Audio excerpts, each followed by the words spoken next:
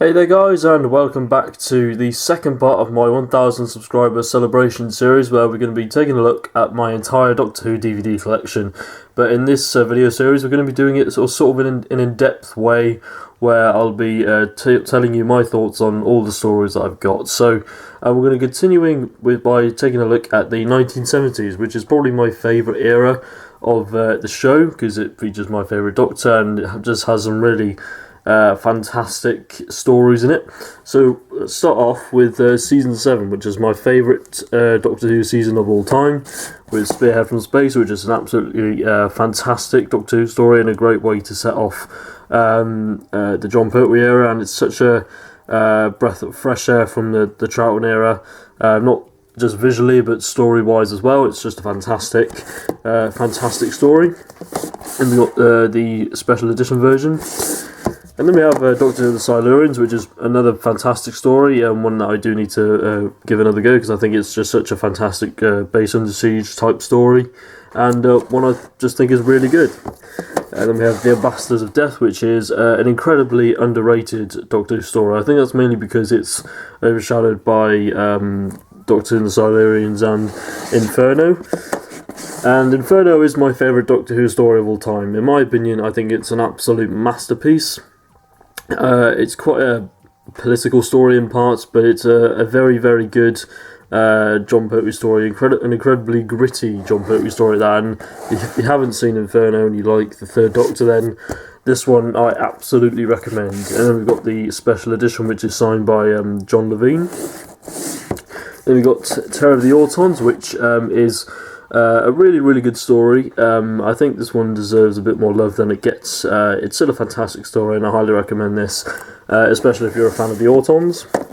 Then we've got The Mind of Evil, which is a really underrated John Pertwee story, one that I highly recommend, and it's probably my favourite master John Pertwee story. I think it's probably the best one in my view, but I might do a master stories ranking video at some point. And we have The Claws of Axos, which is, it's not bad, but it's okay. Colony in Space, which I remember being a bit of a boring one, but I do need to give this one a rewatch. And then we have The Daemons, which is an absolutely fantastic story, and I've actually been to the filming locations for this story as well, which if you live near that area, then I suggest you go and check out the filming location, because it's just absolutely, it's just a really, really iconic Doctor Who location, and I believe this is John Pertwee's favourite story, and it's just a really, really great bit of writing, that one. Then we have Day of the Daleks, which is, I'd say, it's quite an underrated Doctor Who story, and I think it's a pretty good one. I'd check out the special edition version, because they've got better Dalek voices, from Nicholas Briggs, who does the new series Dalek voices. Then we have The Curse of Peladon, which is a fantastic Ice Warriors story, one that I would like to rewatch at some point, because it's been a while since I've actually seen this one, but I do remember really enjoying it. And then we have The Sea Devils, which is one of my favourite John Pertwee stories, an absolutely fantastic story, and the Sea Devils are fantastic. I'd say season 9 is fairly underrated as a season, but no, this is definitely one of the great John Pertwee stories, and one of the most iconic, I think. Then we have The Mutants, which, again, it's bit of a boring one. This is probably one of the weakest John Pertwee stories. It's just not very good in my opinion. I would like to rewatch it and give it another go, but I doubt very much my opinions would change on it all that much.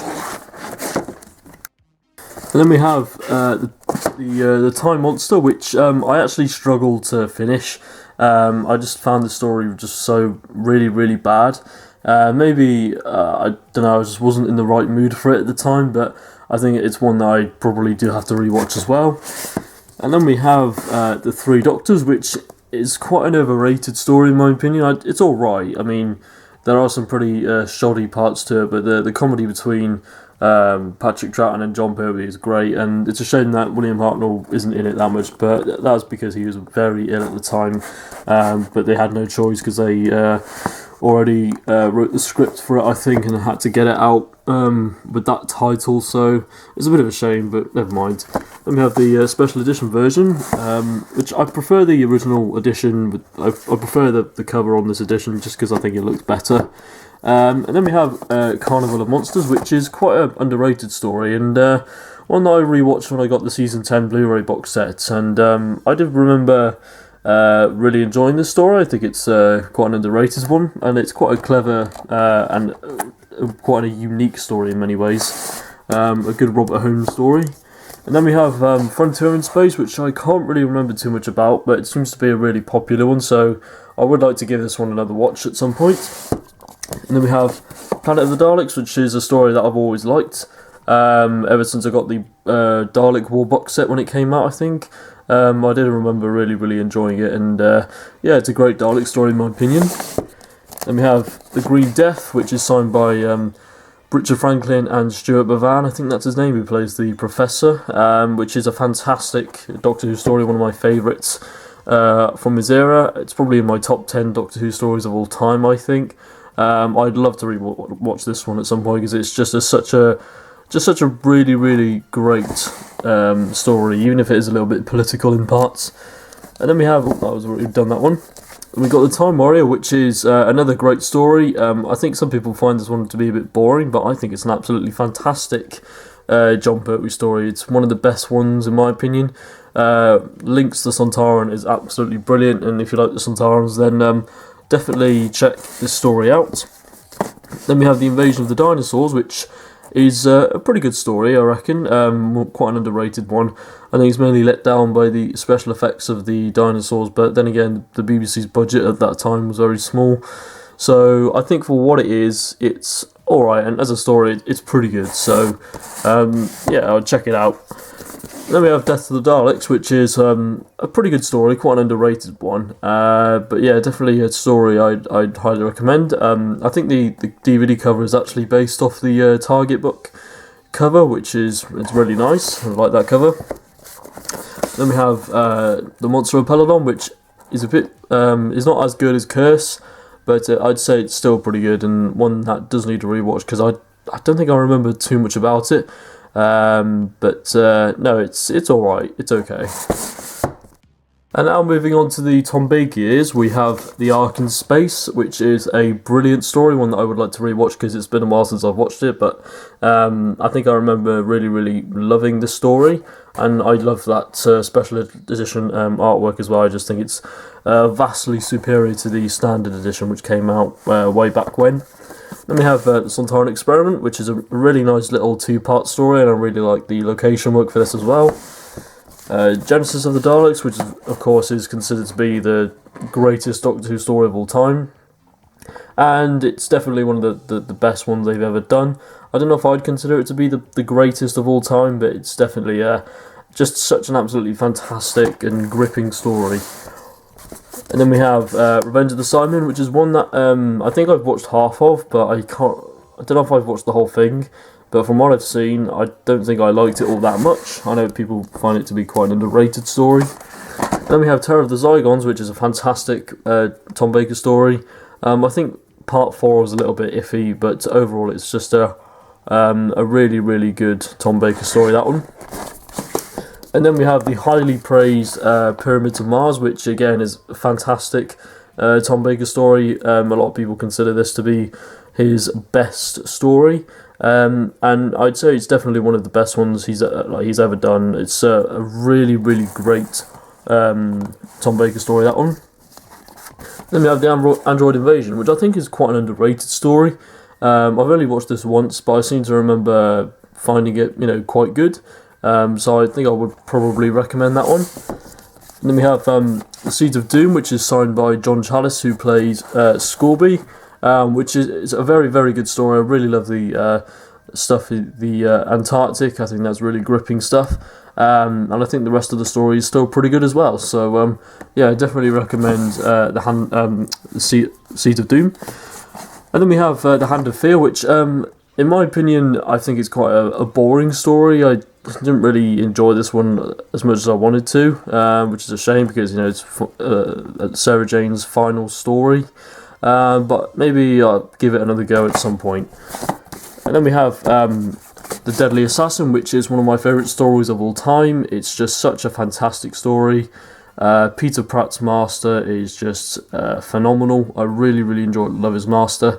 And Tom Baker probably gives his best performance, I'd say, but it's just such a classic example of why the Doctor really needs a companion by his side. Then we have Underworld, which is one that I have not seen yet. And to be honest, I don't know if I want to see it because I've just heard so many bad things about it. I don't know when the hell I'll get around to watching this, but it's one that I'm not really looking forward to, but I'll give it a watch at some point.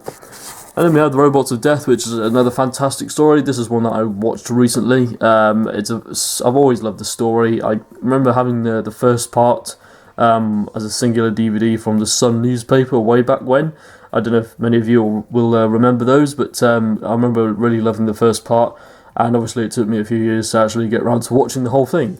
But no, The Robots of Death is a fantastic story. And then we have The Talons of Weng Chiang, which is signed by Deep Roy, who plays Mr. Sin, which is quite cool. A very, very good story. A lot of people say this is probably one of the most overrated Doctor Who stories, but I still think it's a fantastic story nonetheless. And if you haven't seen this, then this is one that you have to watch, because it's just such a fantastic story, even if it is a little bit racist. And this is probably my favourite Tom Baker story of all time, which is The Horror of Fang Rock. I just love the atmosphere. This is probably Doctor Who at its best, because atmospheric stories are usually the best ones. It's just it just ticks all the boxes for me, what I want in a Doctor Who story. You know, it's scary, it's gritty, it's got good characters. The Rutan is fantastic in it.